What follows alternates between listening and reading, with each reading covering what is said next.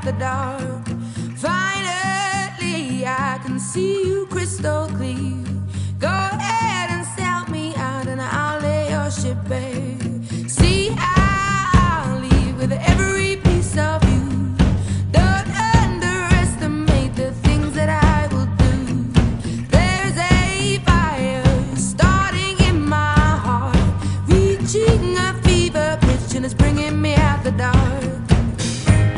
The scars of your love remind me of us. They keep me thinking that we almost had it all.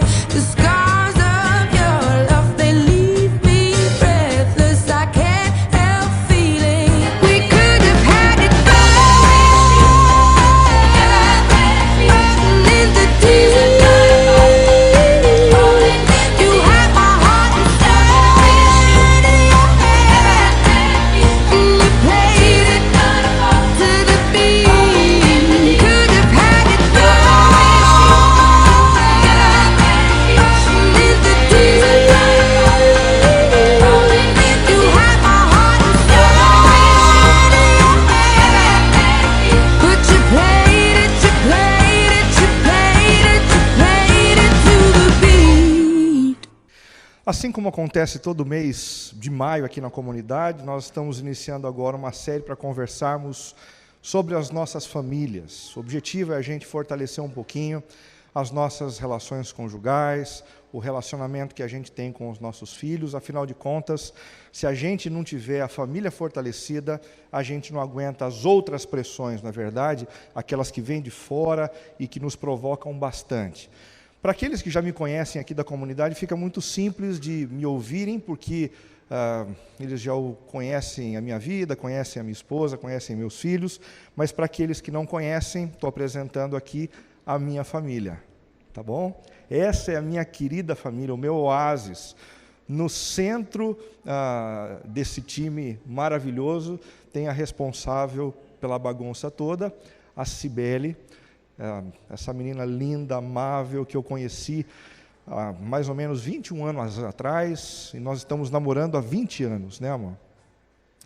20 anos de namoro, 18 de casamento, e depois de 4 anos de casamento veio o nosso primeiro filho, o Rafael. Que experiência maravilhosa ter visto o primeiro filho, né? Visto o Rafael começar a andar, que coisa maravilhosa. Hoje ele está com 15 anos, essa foto é de janeiro, mais ou menos, está grandão, correndo por aí com os adolescentes. Depois de 1 ano e 3 meses, a gente não demorou muito tempo não, foi rápido. Se você fizer a conta, você vai perceber que eu não perdi tempo, nem a Cibele. Veio o Tiago. Tiaguinho hoje tem de 13 para 14 anos, mês que vem ele faz 14 anos. As meninas aí que estão precisando de algum tipo de contato, eles ainda não estão disponíveis, tá bom? Só mais tarde, bem mais tarde. E o tempo foi passando, alguns anos passaram, outros, muitos outros. E aí veio mais um, a rapa de tacho, né?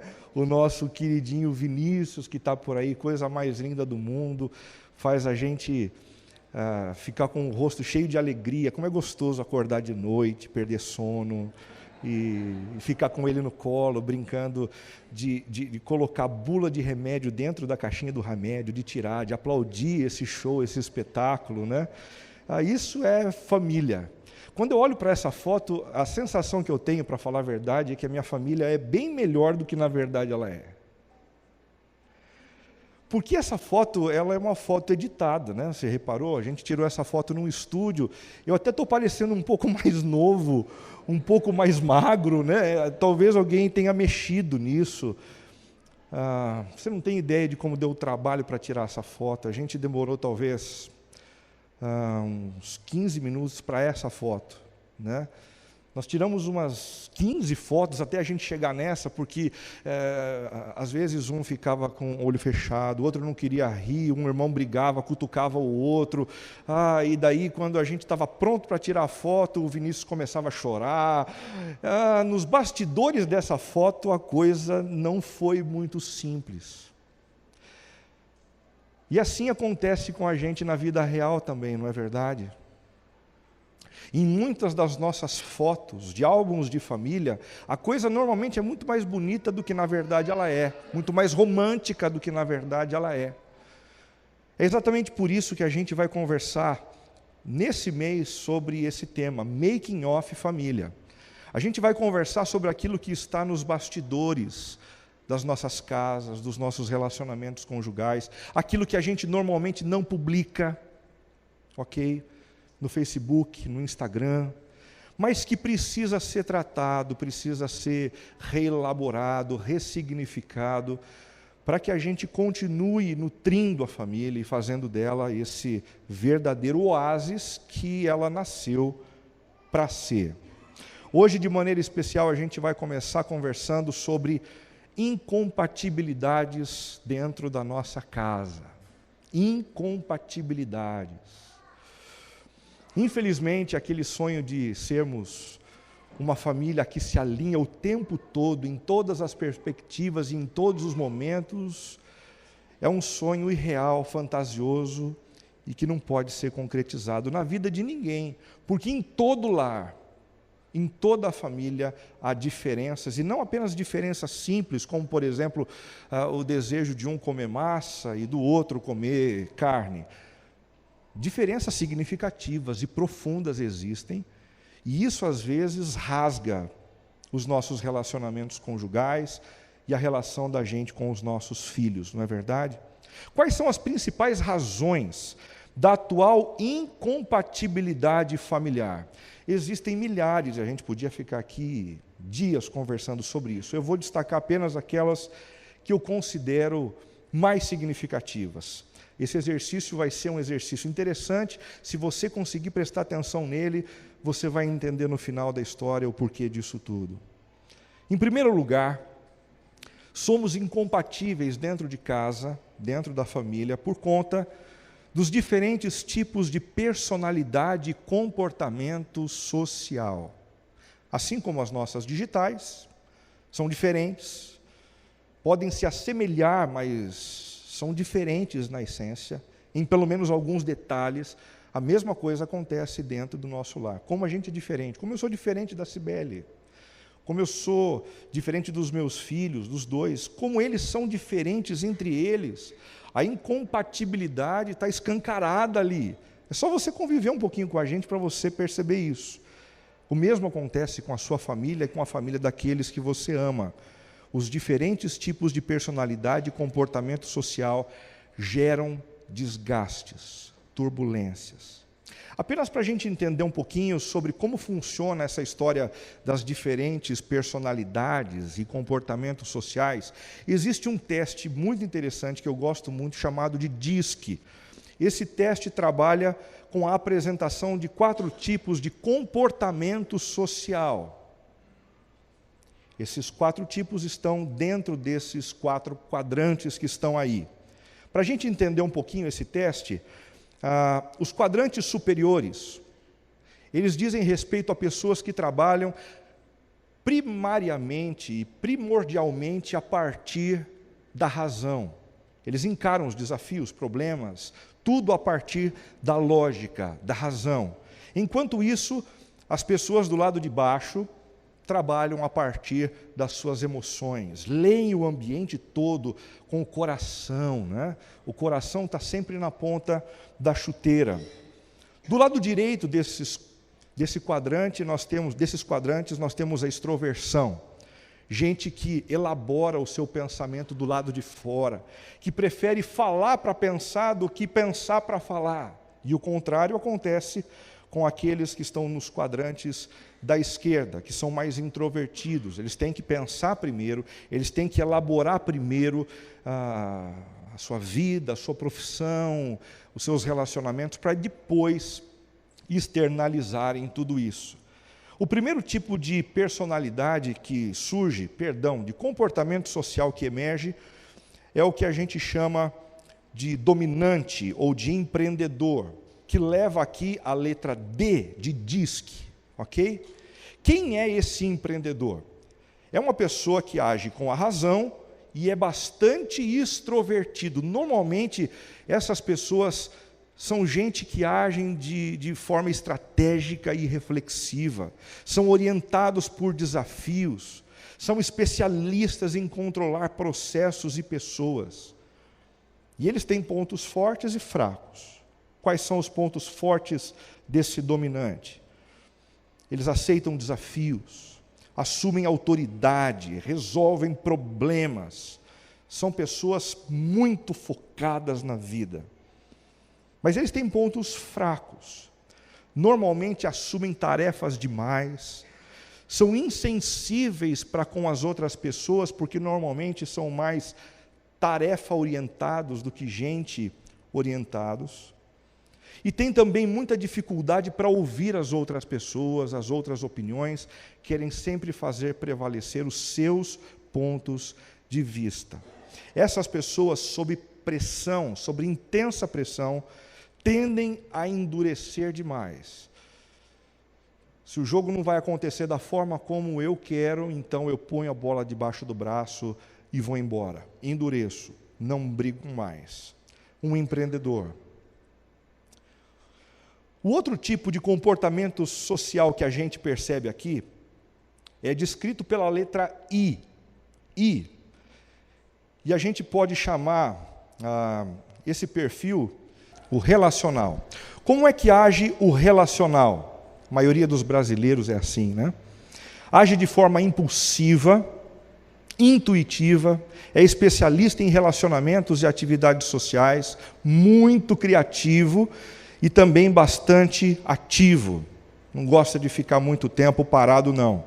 Esse tipo de comportamento social tem sempre os seus lados fortes e os seus lados fracos, né? Pontos fortes e fracos. Fortes, cria ambientes motivadores, grande poder de mobilização, são prontos para responder aos desafios, porém, por outro lado, não têm perseverança, não pensam nos detalhes, não cumprem prazos e tarefas, e sob pressão tendem a agredir sob pressão. Já temos o D, já temos o I. O próximo perfil de comportamento social é o S, que nós chamamos de apoiador.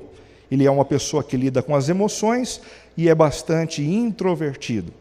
O apoiador é especialista em apoio, afeto, discrição, é confiável, uma pessoa bastante focada e tem muita concentração. Como pontos fortes, essa pessoa trabalha é bastante leal, acalma os outros com a sua capacidade de ouvir e também de encorajar aqueles que estão por perto. Mas também tem defeitos. Essas pessoas cedem quando estão sob pressão, sob intensa prova. E por fim nós temos o C formando o DISC. Quem é o C? É o técnico, aquele sujeito mais ligado aos mapas, mais ligado às bulas de remédio, é o sujeito que lê bastante as instruções antes de montar um quebra-cabeça ou um equipamento eletrônico que acabou de ser adquirido. É um especialista em atividades técnicas, orientados por objetivos e regras na família, sempre busca informações e, como ponto forte, é bastante disciplinado, reflexivo e perfeccionista. Porém, tem aversão a mudanças, muita dificuldade de mudar, falta de habilidade no trato com as pessoas, usa regras como um fim em si mesmo. 4 tipos de pessoas. Nós não temos apenas 4 tipos de pessoas. Por sinal, nós temos características que vêm de todos eles, mas preponderantemente nós tendemos a funcionar como uma desses exageros que foram colocados aqui. Tudo isso para quê? Tudo isso para a gente perceber que aquilo que às vezes a gente considera como um pecado, como um deslize, como uma fraqueza naqueles que convivem com a gente, nem sempre é isso. Às vezes, são meras características de um comportamento social diferente. E bastaria que a gente enxergasse isso, as características das pessoas que convivem com a gente, para a gente conseguir aceitar melhor o modo como a nossa esposa, o nosso marido, os nossos filhos funcionam ao nosso redor. A primeira razão, então, para a incompatibilidade familiar são os diferentes tipos de personalidade e comportamento social. Em segundo lugar, e não menos importante, a gente também tem diferentes formas de expressar e sentir o amor. Quem fala disso de maneira muito apropriada é um autor chamado Gary Chapman. Aqui na comunidade, muitos já ouviram sobre isso, já leram esse livro, e se você não é uma dessas pessoas, vale a pena ler. Porque ele destaca que existem pelo menos 5 tipos de pessoas que funcionam de maneira diferente na hora de comunicarem o amor. E existem aqueles que na hora de sentir e de expressarem o amor, precisam de toque. Ah, como eu estou sentindo saudade, então eu vou até essa pessoa, abraço, eu coloco a minha cabeça no ombro dela, eu fico bem pertinho e abraçado, fazendo carinho. Outras pessoas não fazem isso, mas usam os elogios, as palavras de afirmação. Puxa, como você está bonita, como você é forte, como o seu trabalho foi sensacional, hein? Gostei do que você fez essa semana, que talento que você possui. Elogios. Existem também aqueles que comunicam amor e sentem amor através do serviço. Pessoas que querem demonstrar amor e de repente vão para a cozinha e preparam um prato de comida gostoso, maravilhoso, e dizem assim: está aqui, para você, fiz com todo amor e com todo carinho. Existem aqueles também que usam os presentes para compartilhar o amor, né? E gostam muito de receber presentes para se sentirem amados. E por fim, tempo de qualidade. Essas pessoas normalmente não ligam tanto para toque, ou serviço, ou elogios, ou presentes, mas precisam de tempo, precisam do marido por perto, da esposa por perto, dos filhos por perto, dos pais por perto. Se Gary Chapman está certo, a gente precisa conversar um pouco mais dentro de casa, para a gente compartilhar com quem convive com a gente a maneira como a gente funciona. Porque se aqueles que convivem com a gente descobrirem como a gente funciona, a gente oferece para eles a chance deles nos acessarem através dessa linguagem que a gente tem.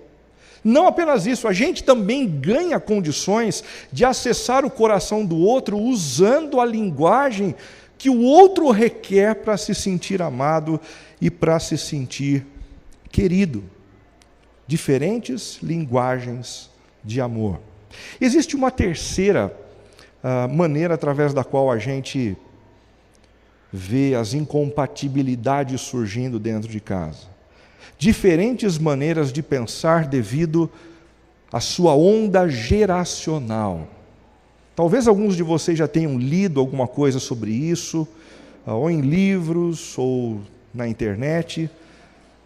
Cada um de nós faz parte de uma geração, e essa geração tem as suas características. A primeira geração que eu mostro para vocês aqui é a geração dos chamados tradicionais, nascidos até 1950. Nós não estamos falando aqui de pessoas que nasceram no ano 1, tá bom? Mas de pessoas que estão entre nós e que nasceram até 1950. Nós temos pessoas assim, ok? Aqui na comunidade. Quem são eles e como eles vivem? Quais são as características dessas pessoas? Eles são extremamente dedicados, que entendem e se conformam com o sacrifício. Essas pessoas não têm dificuldade nenhuma de sacrificarem as suas agendas, o seu tempo, os seus recursos financeiros, se isso realmente precisar acontecer. porque a responsabilidade e o serviço aos outros está em primeiro plano. Eles admitem recompensas tardias, eles não ficam muito chateados quando você esquece o dia do aniversário deles e só os cumprimenta 2, 3 dias depois. Está tudo certo. Eles não são tão melindrosos assim. Eles respeitam a hierarquia, lidam bem com chefes, com coordenadores, são formais, muito mais burocráticos. Para eles o dever vem antes do prazer. E são muito bons em tomar decisões pressionados. Você consegue se enxergar assim, você que faz parte desse grupo que nasceu até 1950, mais ou menos. Você conhece algumas pessoas assim dentro do seu contexto familiar, você consegue perceber algumas dessas características. Depois dessa geração, nós temos os chamados baby boomers. Os baby boomers são aqueles nascidos entre 1951 e 1964. Eles têm esse nome porque tudo aconteceu quando os soldados voltaram da Segunda Guerra Mundial e, desejosos de ficarem perto das suas esposas, geraram inúmeros filhos 9 meses depois desse retorno da guerra. Um grande boom de crianças veio ao mundo e eles vieram com algumas características. Que características são essas? São pessoas revolucionárias. Eles acabaram de ver algo muito significativo acontecer, eles querem mudar o mundo.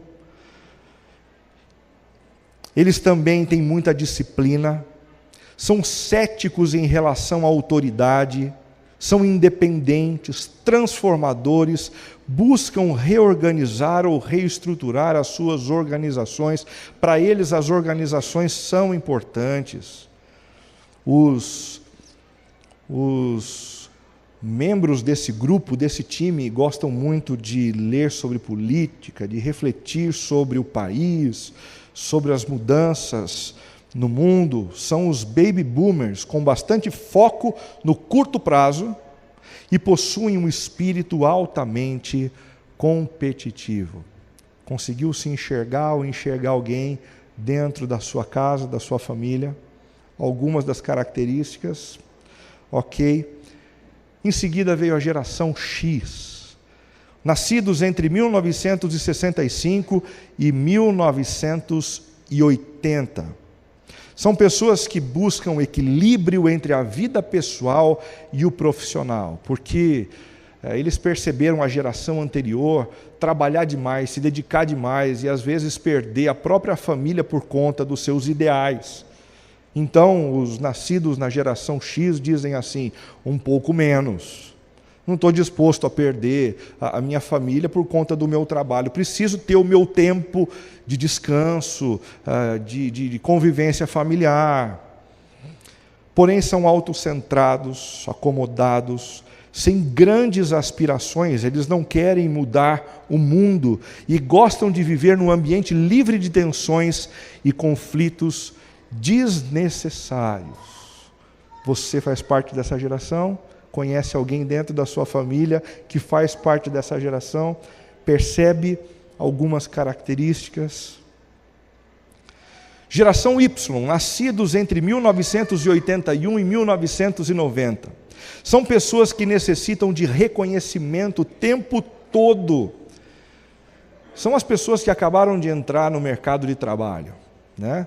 E eles entraram no mercado de trabalho já pensando na promoção, né? Já pensando em serem destacados no meio dos funcionários antigos. Eles são imediatistas, querem tudo para o agora, autocentrados e melindrosos. Quando alguém não reconhece o valor de um Y, quando alguém não aplaude e não distingue um Y no meio da multidão, ele se sente muito ofendido. Tecnicamente muito sofisticados, multitarefeiros, fiéis aos seus projetos, são empreendedores, mas odeiam lidar com lideranças. odeiam lidar com pessoas dando ordens, dando diretrizes, odeiam lidar com regras e paradigmas estabelecidos. Você se encaixa dentro desse perfil, conhece alguém dentro da sua família que funciona mais ou menos dessa forma? Por fim, a geração Z, nascidos entre 91 e 2010, são pessoas que valorizam mais as experiências virtuais do que os relacionamentos interpessoais. Consegue identificar alguém na sua família assim? Que gasta mais tempo no celular, no computador, e quando alguém diz assim, você precisa se relacionar com as pessoas, eles respondem, por quê?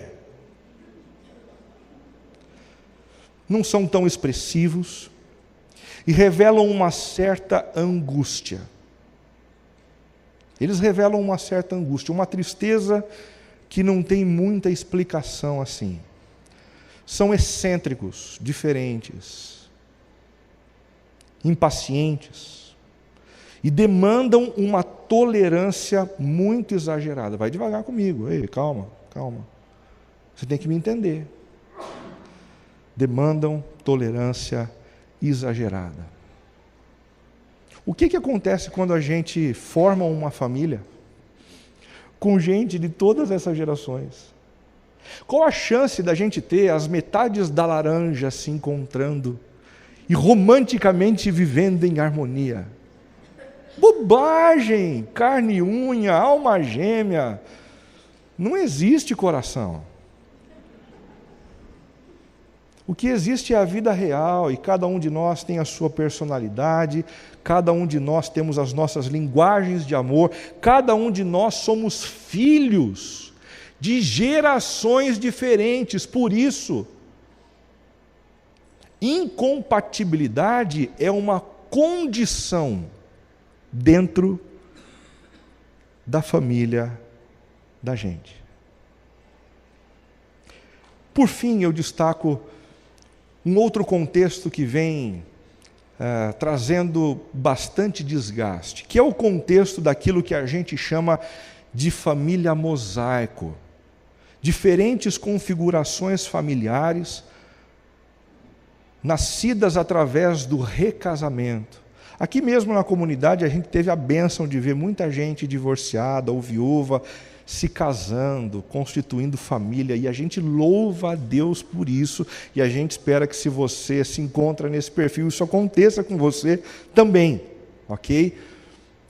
Mas a gente não tem como negar que esse contexto é um contexto muito desafiador, muito complexo, eu diria muito mais complexo do que o contexto da própria família nuclear, tradicional, com papai, mamãe e filhinhos.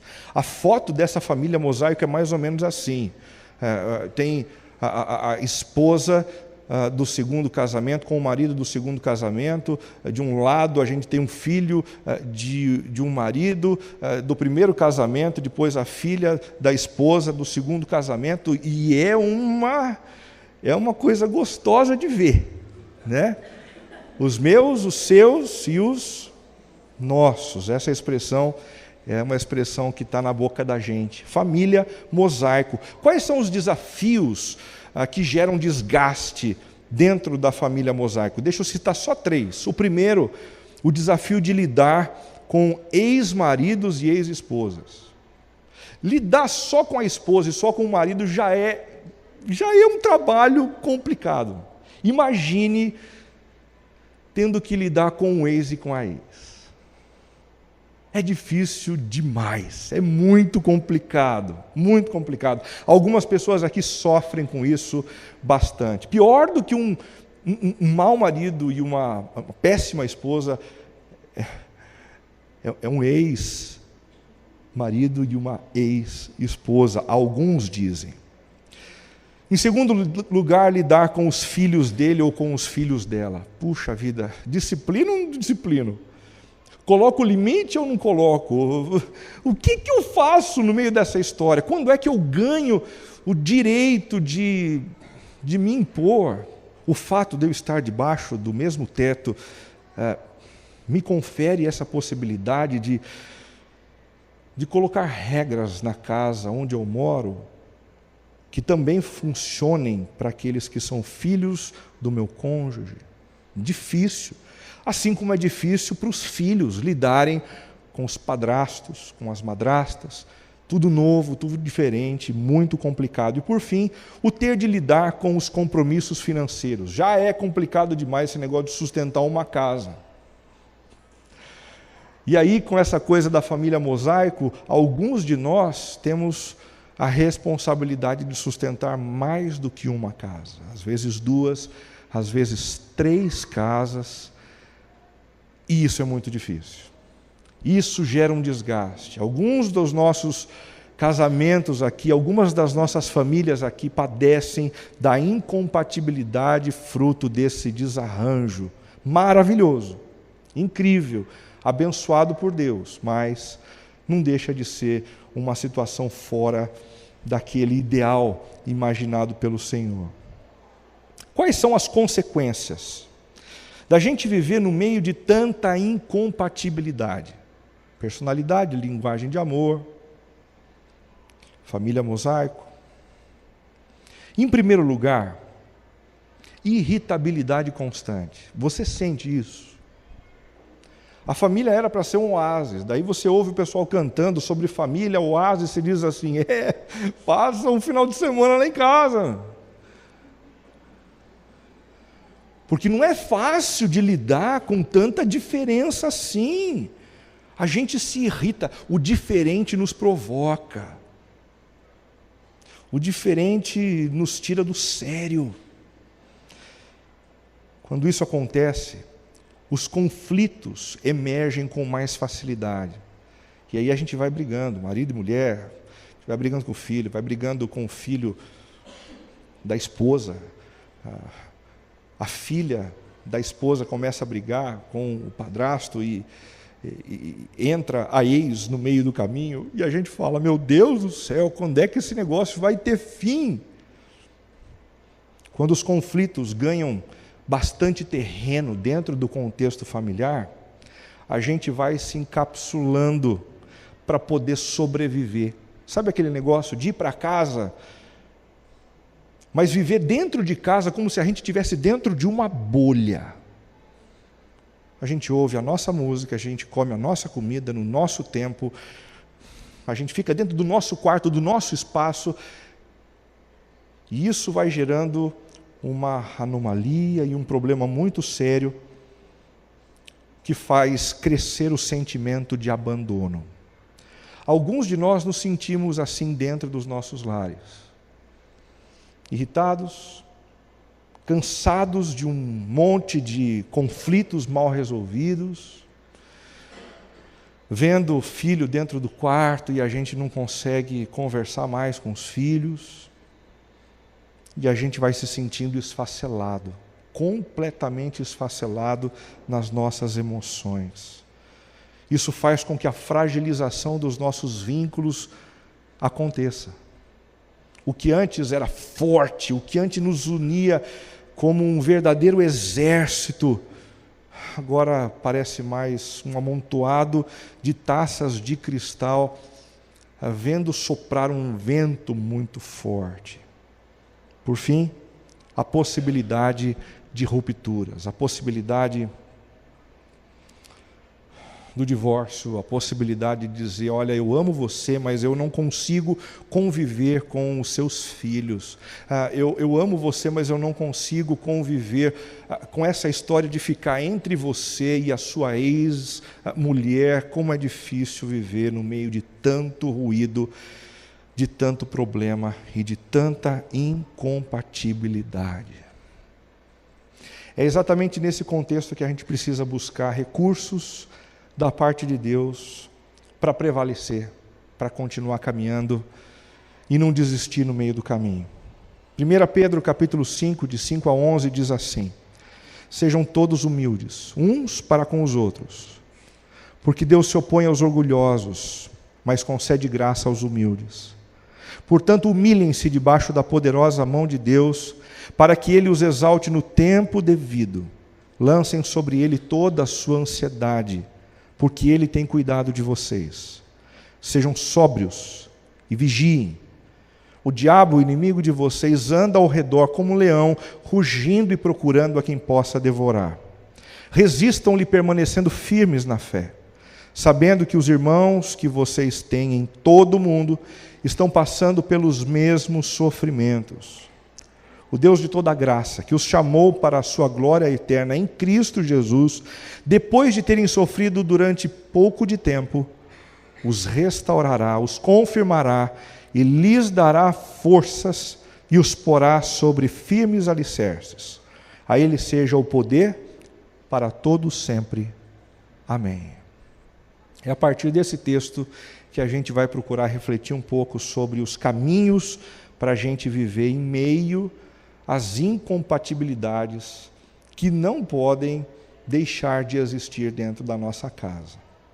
Entendendo um pouquinho o contexto original dessa parábola, Pedro, o apóstolo, estava falando às igrejas que estavam sofrendo de duas formas. A primeira delas, com a perseguição religiosa por conta da fé em Jesus. Aqueles que mataram Jesus agora estavam querendo matar os discípulos de Cristo, e isso gerou sérios problemas para eles. Quando a gente recebe um problema de fora, como eles receberam, mesmo que a gente não goste do calor das provações e do sofrimento e da luta, a gente precisa reconhecer um benefício desses problemas. Sabe qual o benefício? Quando o problema vem de fora, a gente dentro se fortalece. Já percebeu isso? À medida em que as pessoas dentro de uma comunidade cristã são pressionadas, injustiçadas, elas se fortalecem, elas se encontram, elas oram mais, elas são mais tolerantes para com as outras pessoas. O mesmo acontece dentro das nossas famílias. Quando o problema vem do lado de fora, de alguma maneira a gente se fortalece do lado de dentro. Vendo a esposa sofrer, a gente passa por cima de alguns dos problemas dela e a gente passa a cuidar.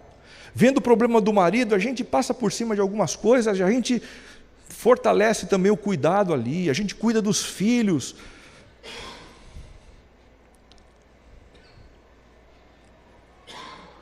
Mas a igreja cristã daquele tempo também começou a sofrer problemas internos.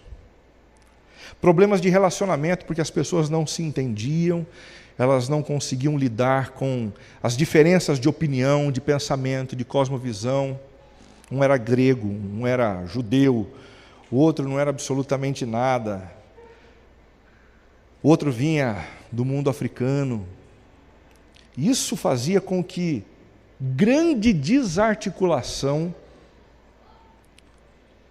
desestruturasse a comunidade cristã. Problemas internos fazem a gente se desestruturar. Isso aconteceu naquele tempo, isso acontece também nas nossas famílias. Quando a gente vai tendo problema com a esposa e com os filhos, a gente fica vulnerável. A qualquer momento a família pode, desguarnecida, receber uma bomba do lado de fora e ser destruída, completamente destruída.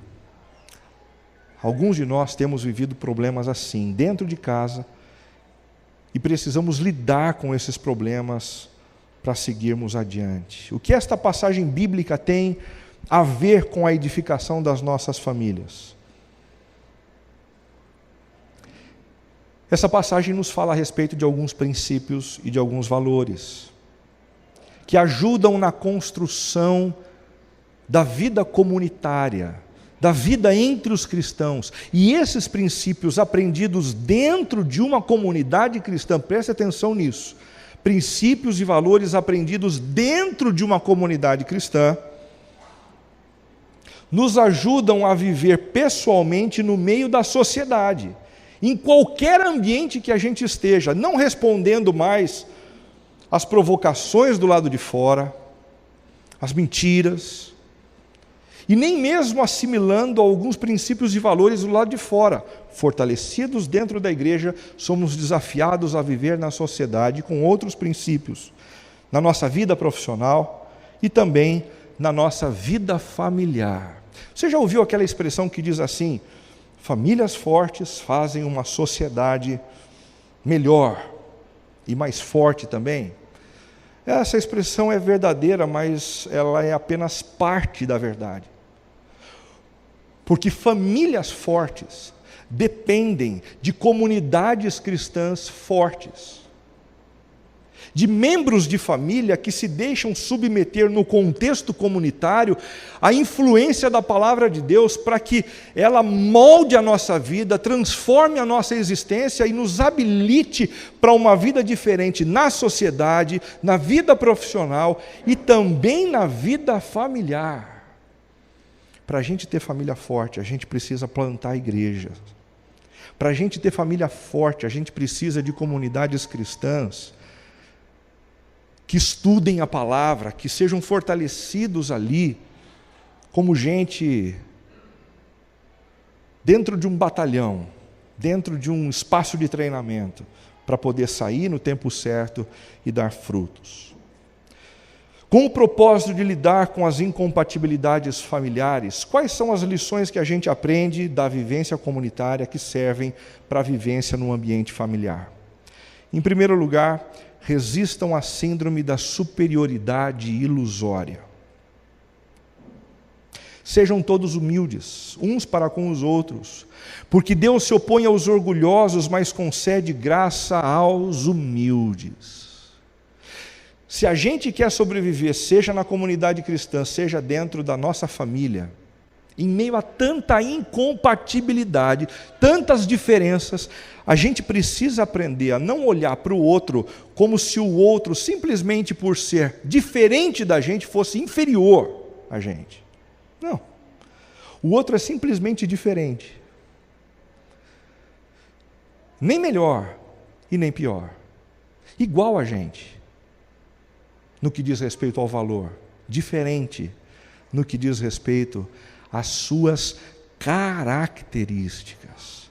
Sejam todos humildes uns para com os outros, porque Deus se opõe aos orgulhosos, mas concede graça aos humildes. Sócrates, certa vez, disse: só sei que nada sei. René Descartes disse, certa vez, que daria tudo o que sabia pela metade daquilo que ele ainda não tinha descoberto. Darwin afirmou que a ignorância gera mais frequentemente confiança do que conhecimento. E com isso, todos eles estavam querendo dizer a mesma coisa. É muito perigoso quando a gente se acha a última bolacha do pacote. Quando a gente se acha superior àqueles que estão perto da gente, superior à esposa, superior ao marido, superior aos pais, superior aos filhos. Isso não faz bem, nós precisamos cuidar dessa síndrome da superioridade ilusória. Essa expressão não é minha, é uma síndrome que existe e que tem sido estudada por alguns psicólogos da Universidade de Cornell. Essa síndrome é um distúrbio cognitivo pelo qual indivíduos acreditam saber mais que os outros, mais preparados que eles. Sabe aquele sujeito que sempre acha que sabe tudo, mesmo diante de alguém que sabe mais do que ele? Gente assim os restringe da habilidade de reconhecer os próprios erros. Os portadores dessa síndrome receberam de Dunning o carinhoso apelido de idiotas confiantes. Não sou eu que estou dizendo, é esse pesquisador. Eles se acham superiores, são idiotas. Quanto mais eles pensam assim, mais fragilizados eles são e mais fragilizadas ficam as famílias deles. Pessoas com essa síndrome comprometem a edificação familiar, analisando com olhos clínicos os defeitos do outro, mas fazem vistas grossas para os seus próprios erros. Tem gente assim, né? Dentro de casa, que é cirúrgica na hora de apontar os erros, que é cirúrgico na hora de dizer, olha, não dá para viver com essas características aqui da minha esposa, do meu marido, dos meus pais, da cunhada, da sogra, não dá para viver. Mas quando alguém pergunta, e quanto às suas características que precisam ser consideradas e colocadas diante de Deus, muitas dessas pessoas não conseguem escrever mais do que um parágrafo colocando a respeito dessas necessidades. Gente assim também, com a síndrome da superioridade ilusória, comprometem a edificação familiar, pois resistem à necessidade de elogiarem os seus parentes, mas aguardam que isso lhes aconteça regularmente. Como eles se acham superiores, eles não ficam elogiando, não. Porque se eu elogiar muito a minha esposa, se eu elogiar muito o meu marido, vai crescer. Não, elogio não é fermento, né? Elogio faz bem, faz bem. E se a gente não consegue fazer isso no ambiente familiar, a desconfiança vai crescendo, a falta de amparo, de sustentabilidade vai comprometendo a confiança entre as pessoas. Em segundo lugar, a segunda dica que a gente tem nesse texto é: encontrem um ponto de convergência saudável. A gente precisa ter um ponto de convergência, porque as diferenças são muitas. Que ponto de convergência é esse? Pedro diz, portanto, humilhem-se debaixo da poderosa mão de Deus, para que Ele os exalte no tempo certo. Se você quer um bom ponto de convergência, esse ponto de convergência é o Senhor.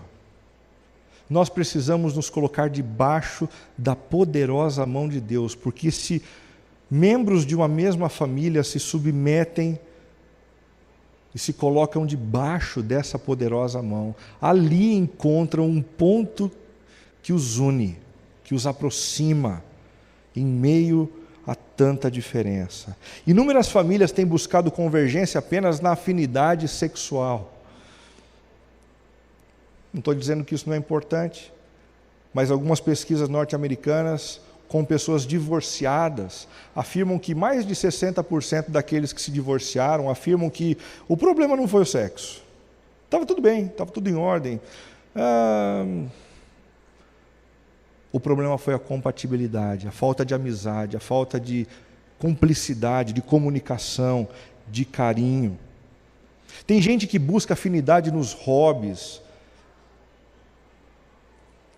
nos passeios, nas viagens. Isso é bom, é joia, mas isso não é suficiente para a gente edificar um casamento. Definitivamente não, porque existem momentos da vida da gente em que isso não é possível por conta da questão financeira. Existem momentos da vida da gente que isso não é possível por conta de problemas físicos, de doenças, enfermidades. Tem gente que coloca os filhos como sendo esse ponto de convergência. Mais frágil ainda, porque os filhos são bênção de Deus, são flechas na mão do guerreiro, mas essas flechas vão voar, viu? Querendo ou não, mais cedo ou mais tarde, eles encontram alguém, eles vão se casar, e eles devem se casar, e quando eles se forem, o que vai ser do relacionamento conjugal? Também tem muita gente que coloca como ponto de convergência o próprio sentimento pelo outro. Outro problema, outro enorme problema, porque o nosso coração é uma verdadeira montanha-russa no que diz respeito às nossas emoções, né? Às vezes a gente está sentindo vontade de abraçar, às vezes a gente está sentindo a vontade de apertar o pescoço, né? São formas diferentes de apertar o outro, uma para trazer carinho e outra para mandar o outro para mais perto de Jesus, né? Por que Deus deve ser o nosso principal ponto de convergência familiar? Primeiramente, porque Ele estabelece valores agregadores. Em nenhum outro lugar do mundo você vai encontrar gente ensinando valores que efetivamente vão fortalecer a família como aqueles que são oferecidos pelo Senhor. Em segundo lugar, porque ele funciona na presença e na ausência do cônjuge. Já percebeu isso? Se você coloca Deus entre você e a sua esposa, que maravilha! Isso funciona na presença um do outro. Mas quando um dos dois viaja para uma viagem de negócios, e os olhos do marido ou da esposa ciumenta não estão por perto, o Senhor continua com aquele que viaja, o Senhor continua com aquele que fica. E esse ponto de convergência une os dois, mesmo na distância, mesmo quando os nossos filhos estão distantes. Terceiro lugar, porque ele tem poder para transformar a todos. E todos nós temos áreas da nossa vida que precisam ser transformadas, né? Eu tenho, a Cibele tem, o Rafael, o Tiago, Vinícius, você, as pessoas da sua casa. Isso só vai acontecer mediante um milagre feito da parte de Deus. Vem do céu para o coração da gente. E nós precisamos desse ponto de convergência transformador. E por fim, nós precisamos dele porque somente ele é a fonte de todo amor. Nós não somos fonte de nada. Nós somos reservatório. Apenas reservatório, e quando o reservatório está cheio, a gente consegue derramar amor para aqueles que convivem com a gente da família. Quando esse nível de amor começa a baixar, a gente começa a padecer. Mas se nós temos Jesus como grande ponto de convergência familiar, não nos falta nunca os recursos que a gente precisa para cuidar do outro, para suportar o outro, para ter paciência com o outro. Recursos infindáveis disponíveis para o bem-estar da família. Em terceiro lugar, com o propósito de lidar com as incompatibilidades familiares, processem suas indignações de forma correta. No meio de tanta diferença de personalidade, no meio de tanta diferença de linguagens de amor, no meio de tanta diferença entre as gerações que formatam a nossa maneira de pensar, surge muito lixo tóxico. E a gente precisa colocar esse lixo para fora. E onde é que a gente põe? Versículo 7 diz: lancem sobre ele toda a sua ansiedade, porque ele tem cuidado de vocês. Que interessante esse incentivo bíblico para a gente, né? Vocês têm problemas para colocar para fora. Dobrem os joelhos e lancem tudo sobre mim. Qual foi a última vez que você se ajoelhou no quarto da sua casa para fazer exatamente isso?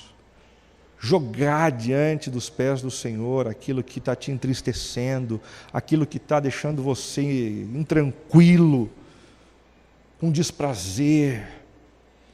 Lancem sobre Ele toda a sua ansiedade, porque Ele tem cuidado de vocês. Enquanto o texto bíblico nos incentiva nessa direção, outras pessoas preferem extravasar de outra forma e acabam complicando ainda mais a convivência dentro de casa. Fazem isso lançando xingamentos estigmatizadores. Filho, você é um burro. Filho, você é um preguiçoso. E a gente vai estigmatizando alguns dos nossos filhos. A gente vai estigmatizando os nossos cônjuges. E por mais que eles se esforcem, esses estigmas sempre os prendem nessa condição maldita e amaldiçoada. Em segundo lugar, tem pessoas que dão vazão aos seus instintos de ganhar no grito, de resolver o problema devolvendo na mesma moeda, na mesma altura.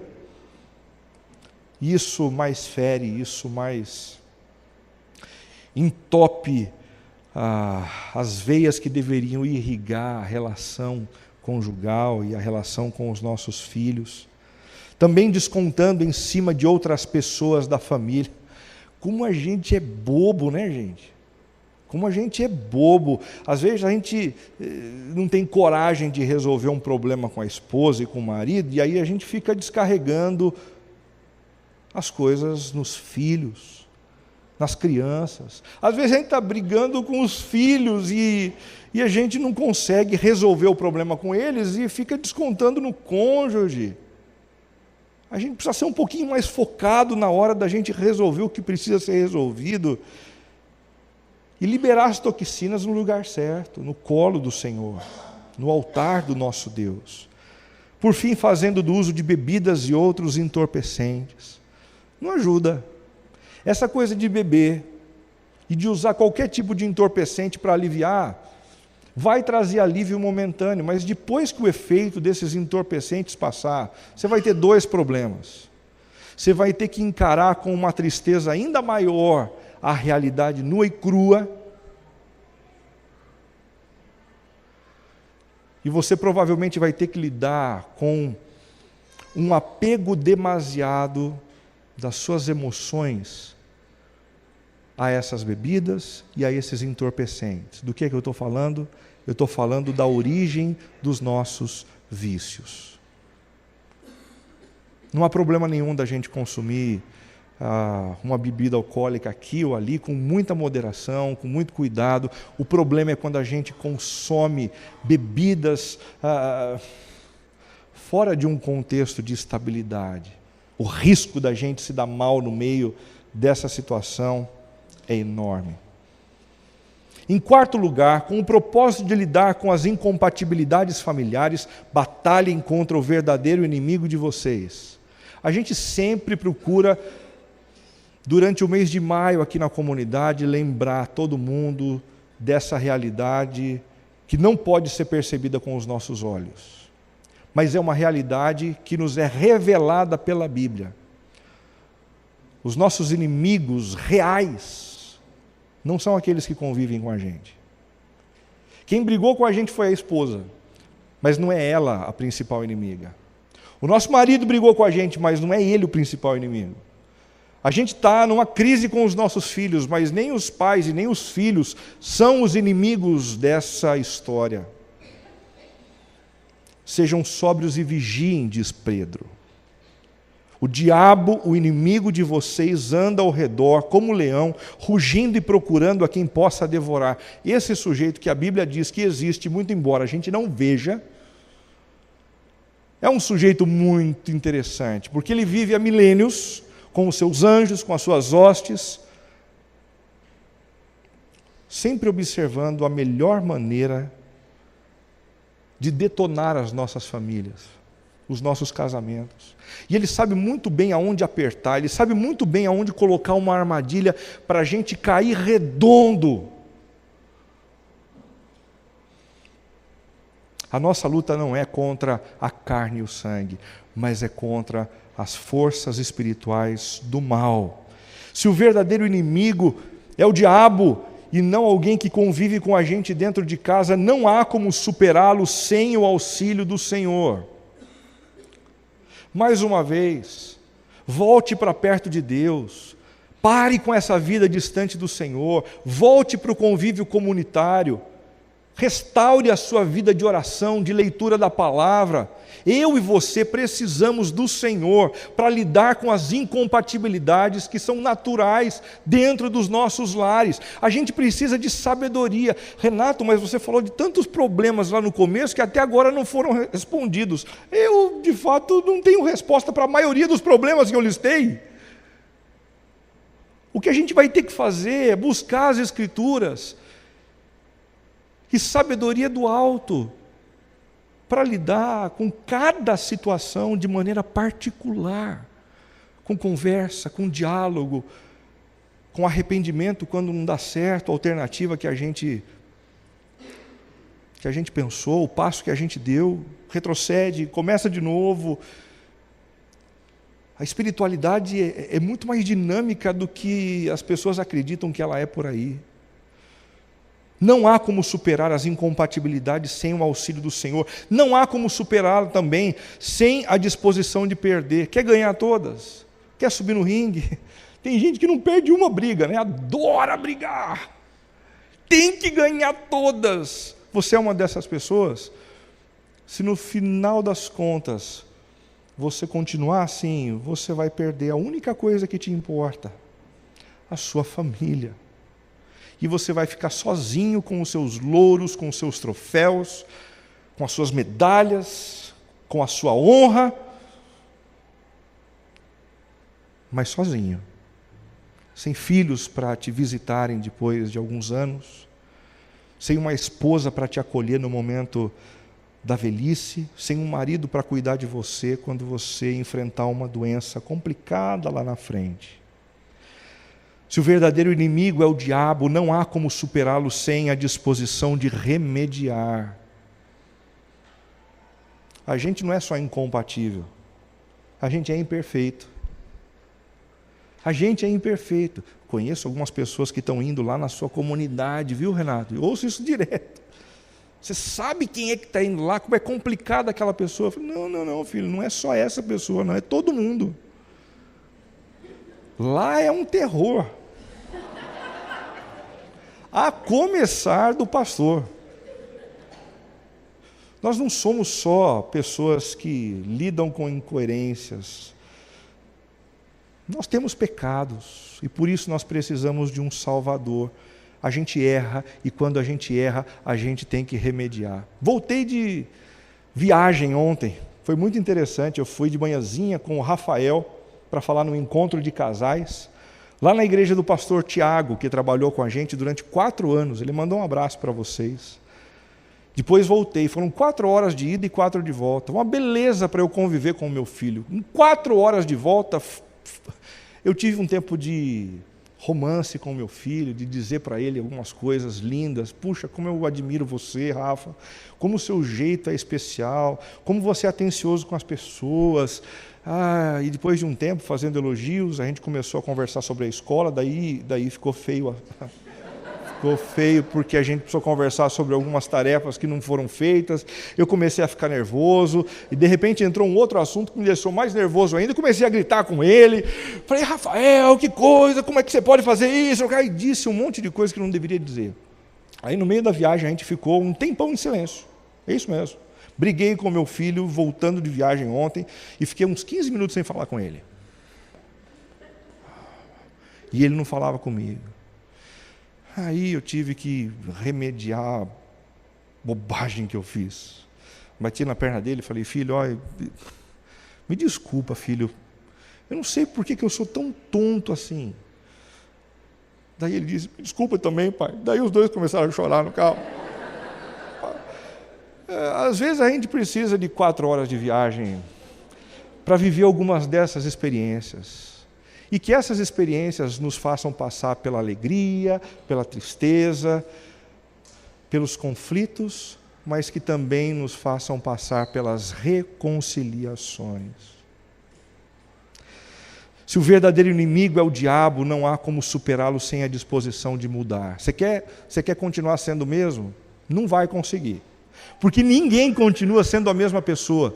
Com o passar do tempo a gente muda. A questão é se a gente vai mudar para melhor ou se a gente vai mudar para pior. Isso, você decide. É você quem ouve o Senhor batendo a porta da sua casa, e é você quem precisa tomar a decisão de abrir essa porta para Ele entrar na sua casa e ceiar com você e com a sua família, ou então de continuar dizendo, eu vou tentar do meu jeito, eu vou tentar com as minhas forças, eu vou tentar com a minha própria experiência. E por fim, parem de se vitimizar por aí diante do sofrimento. Parem de se vitimizar, resistam-lhe, permanecendo firmes na fé, sabendo que os irmãos que vocês têm em todo o mundo estão passando pelos mesmos sofrimentos. Às vezes a gente passa por problemas familiares e a gente fica com aquela sensação assim de, puxa vida, por que só eu sofro assim? Já pensou assim? Eu já. Mas daí Deus me deu o privilégio de ser pastor. E o privilégio de conversar com muitas famílias, com muitos casais. E eu vou contar um negócio só para vocês.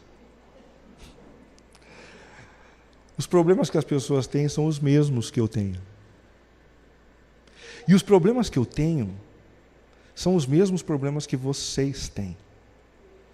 Às vezes eles têm cores diferentes, eles têm nomes diferentes, mas na essência é tudo mais ou menos a mesma coisa. Não adianta a gente ficar se vitimizando. A gente tem que levantar a cabeça. A gente tem que parar de ser moleque, crescer, conversar com a esposa e resolver aquele assunto que ficou pendente, conversar com o marido e resolver o assunto que ficou pendente, sentar com a família Mosaico em volta da mesa e dizer assim, viu? Vamos ver como é que a gente vai fazer a partir daqui, porque do jeito que está, vocês perceberam, não vai dar jogo. Vamos tentar? Vamos conversar? Vamos buscar o diálogo? Pare de se vitimizar. O vitimismo rouba alegria, a gente fica pálido, a gente perde o brilho dos olhos. O vitimismo rouba a nossa paciência, a nossa perseverança. O vitimismo rouba até mesmo a nossa fé. Chega da gente viver achando que nós somos as únicas pessoas que têm problema dentro de casa. Não falei para você que a gente ia conversar sobre família, mas não ia conversar sobre aquilo que a gente compartilha nas redes sociais. A gente precisa conversar com maturidade e profundidade sobre aquilo que acontece nos bastidores da nossa casa. Convide o Senhor Jesus para fazer parte do seu convívio familiar. Não queira o Senhor apenas nas festas, apenas nas fotos alegres. Convide o Senhor para participar daquilo que lhe causa dor e daquilo que só Ele pode consertar com o seu poder e com a sua graça. Que Deus abençoe a sua família. Eu vou dizer de novo, tá bom? Que Deus abençoe a sua família. Que Deus abençoe a minha família. Que Deus tenha misericórdia dos nossos pecados. Que Deus ajude a gente a lidar com tanta diferença que existe dentro da nossa casa.